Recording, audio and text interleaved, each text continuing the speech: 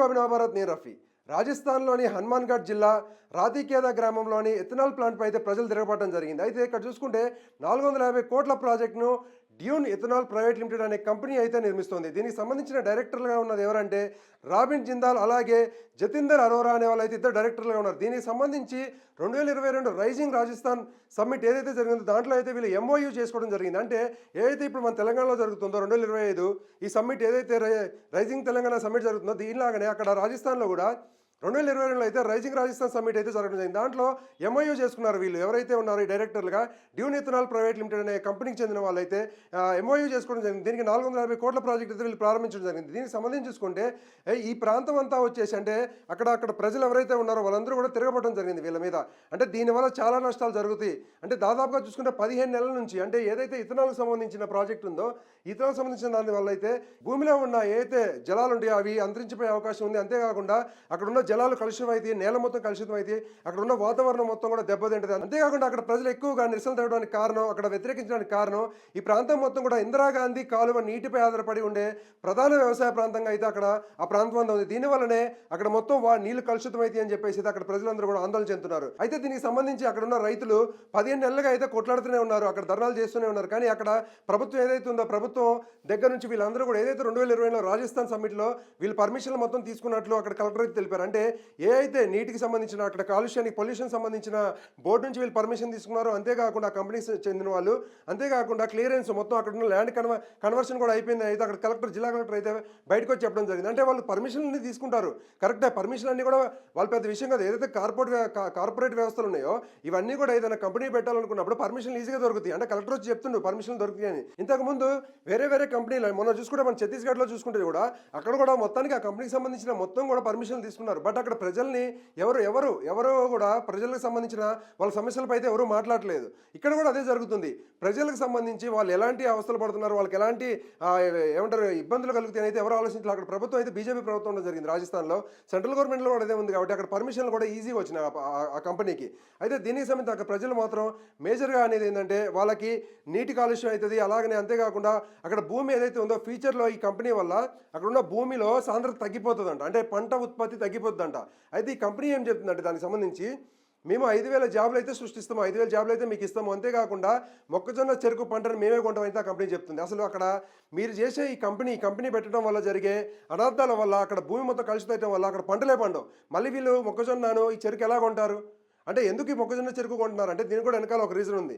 అదేంటంటే వీళ్ళు ఏదైతే ఇథనాల్ కంపెనీ ఉందో ఇథనాల్కి సంబంధించి ఏదైతే వీళ్ళకి మొలాసిస్ వస్తుంది, ఏది మనకు సంబంధించిన ఏది చెరుకు నుంచి మొక్కజొన్న నుంచి వచ్చే మొలాసిస్ ద్వారా అయితే ఈ ఇథనాల్ రెడీ చేస్తారు, అంటే ఇథనాల్ తయారు చేస్తారు. దీనికి సంబంధించి ప్రభుత్వం కూడా ఎందుకు అనుమతులు ఇచ్చిందంటే ఇక్కడ చూసుకుంటే ప్రధానంగా ఇథనాల్ E20 అంటే ఇక్కడ చూసుకుంటే మనం కొత్త వెహికల్స్ కొనుక్కున్నప్పుడు మనకి పెట్రోల్ బంక్ ట్యాంక్ మీద మీరు అబ్జర్వ్ చేయొచ్చు, టూ వీలర్ కానీ ఫోర్ వీలర్ కానీ E20 అని అయితే రాసి ఉంటుంది. అంటే E20 అంటే ఏంటంటే పెట్రోల్ ట్యాంక్ మీద రాసి ఉంటుంది, మీరు చూడొచ్చు. E20 ఏంటంటే ఇథనాల్ 20 అనమాట. అంటే మనకి ఇక్కడ తయారయ్యే పెట్రోల్లో 20% అయితే ఇథనాల్ కలుపుతారు. దీనివల్ల ఏంటంటే కాస్ట్ తగ్గుతుంది అనమాట. అంటే పెట్రోల్ రేట్ యాక్చువల్గా 100 రూపాయలు ఉన్నట్లయితే ఆ 100 రూపాయలు కాస్త మనకు తక్కువ రేటుకి వస్తుంది, అంటే 20% పెట్రోల్ ఇథనాల్ కలపడం వల్ల. కానీ ఇక్కడ ఏం జరుగుతుంది చూడండి, ఇప్పుడు వచ్చే ఇప్పుడు మ్యాక్సిమం అన్ని పెట్రోల్ బంకులు అయితే ఇథనాల్ కలిపిన 20% ఇథనాల్ కలిపిన పెట్రోల్ అయితే అందుబాటులో ఉంది. కానీ దానివల్ల ఏంది ప్రభుత్వానికి అయితే ఏదైతే వాళ్ళు ఇది కడుతుంది అంటే తయారు చేయడానికి అయ్యే ఖర్చు అయితే తగ్గుతుంది. బట్ కన్జ్యూమర్ మీద ఎవరైతే మన మీద ప్రజల మీద అయితే ఆ రేట్ అయితే తగ్గించట్లేదు. ఇప్పుడు 20% పెట్రోల్లో ఇథనాల్ కలపడం వల్ల వాళ్ళకి ఏమంటారు తయారు చేయడానికి అయితే రేటు తగ్గుతుంది. మరి అలాంటప్పుడు మనకు కూడా తగ్గించాలి కదా, కనీసం 8 నుంచి 10 రూపాయలైనా తగ్గించాలి. కానీ మనకి ఏమైనా తగ్గిస్తున్నారా? పెట్రోల్ మొన్న నితిన్ గడ్కరీ కూడా అంటుండు దీనివల్ల చాలా ఉపయోగాలు ఉన్నాయి, దీనివల్ల పొల్యూషన్ తగ్గుతుంది. కరెక్టే, పొల్యూషన్ తగ్గుతుంది. అంతేకాకుండా మనకి ఏదైతే రేట్ ఉంటుందో తయారు చేసే రేట్ కూడా తగ్గుతుంది, మనం దాన్ని తక్కువ రేట్లో అయితే కొనుక్కోవచ్చు అనేది చెప్తుండు. బట్ ఇదంతా ఇంప్లిమెంట్ చేసిరు మరి 8 నుంచి 10 రూపాయలు తగ్గాలి కదా, ఎందుకు తగ్గట్లేదు? నితిన్ గడ్కరీకి తెలియదా? అంటే ప్రజలు అంతా అమాయకులా? అంటే ఇథనాల్ కలిపిన తర్వాత కూడా రేటు తగ్గిపోవడానికి గల కారణం ఏంటి అది కూడా చెప్పాలి కదా ప్రభుత్వం. అయితే ఈ కంపెనీ ఏముంటుందంటే ఈ కంపెనీ ఏం చెప్తుందంటే 5,000 జాబ్స్ సృష్టిస్తాం, మేమంటే 5,000 జాబులు మీకు ఇస్తాము, మొక్కజొన్న చెరుకు పంటను కొంటాము. అంతేకాకుండా ఏదైతే ఇథనాల్కి సంబంధించిన ఇథనాల్ బ్లెండెడ్ పెట్రోల్ EBP అని ఉంటుంది, అంటే ఈ ప్రోగ్రామ్ సెంట్రల్ గవర్నమెంట్ స్టార్ట్ చేసింది. ఈ EBP ప్రోగ్రామ్ను మద్దతు ఇవ్వడం కోసం మాత్రమే మేము తయారు చేస్తున్నాం. అంటే ఇదంతా ఎంత నాటకాలు అంటే వీళ్ళు కంపెనీలు కార్పొరేట్ సంస్థలు ఆడే నాటకాలు ఎలాంటి అంటే ఎలాంటి ఆదాయం అంటే ఎలాంటి ఇన్కమ్ లేకుండా అంటే ఎలాంటిది ఆశించకుండా వీళ్ళు కంపెనీని పెడతారా? అంటే ఈబీపీ ఏదైతే ప్రోగ్రామ్ స్టార్ట్ చేసిందో మన సెంట్రల్ గవర్నమెంట్, దానికి సంబంధించే వీళ్ళు దానికి మద్దతు ఇవ్వడానికంటే ఇది స్టార్ట్ చేసినట్టు 450 కోట్లు పెట్టి.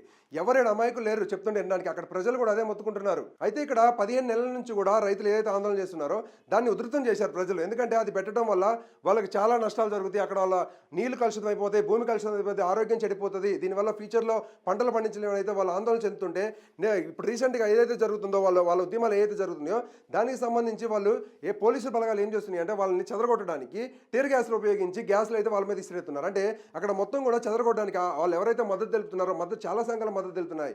అంటే వీళ్ళందరినీ కూడా చెదరగొట్టడానికి పోలీసు బలగాలను పెట్టి మరి వాళ్ళని ఆపే ప్రయత్నం చేస్తున్నారు. అక్కడ జిల్లా కలెక్టర్ కూడా వచ్చి ఎవరికి సపోర్ట్ చేస్తున్నాడు?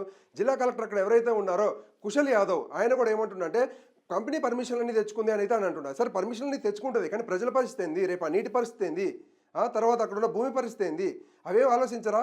కలెక్టర్ కూడా అలానే మాట్లాడుతున్నాడు అక్కడ. ఎందుకంటే ఇప్పుడు ఆయన మాత్రం ఏం చేస్తారులే, కానీ అక్కడ ఉన్న ప్రభుత్వాలు దీని మీద ఫోకస్ చేయాలి. అక్కడ ఉన్న ప్రభుత్వాలు ఆలోచించాలి అక్కడ ప్రజల గురించి. అంటే ప్రజలు ఆరోగ్యాలు, ప్రజల ఫ్యూచర్ వాళ్ళకి అవసరం లేదా ప్రభుత్వాలకి? అయితే దీనికి సంబంధించి ప్రజలు అయితే ఒక నినాదం తీసుకున్నారు. దానికి సంబంధించిన నినాదం ఏంటంటే ఫ్యాక్టరీ బచావో ఏరియా బచావో సంఘర్ష్. అయితే దీనికి సంబంధించిన ఒక కమిటీని ఏర్పరిచారు. ఫ్యాక్టరీ బచావో ఏరియా బచావో సంఘర్ష్ కమిటీని, వాళ్ళు ఆ సంఘాన్ని ఏర్పాటు చేసుకుని దాని ద్వారా అయితే ఫైట్ చేస్తున్నారు. అయితే దీనికి సంబంధించి చూసుకుంటే మొత్తానికి ఎప్పుడైనా సరే కార్పొరేట్ శక్తుల ముందు పెద్ద పెద్ద గవర్నమెంట్లే పడిపోయే పరిస్థితి ఉంది. అలాంటిది అక్కడున్న సాధారణ ప్రజలు, ఆ రాజస్థాన్ చెందిన సాధారణ ప్రజలు అయితే వీళ్ళని ఎదుర్కొని నిలబడగలరా? ఆ ఫ్యాక్టరీని ఆపగలరా?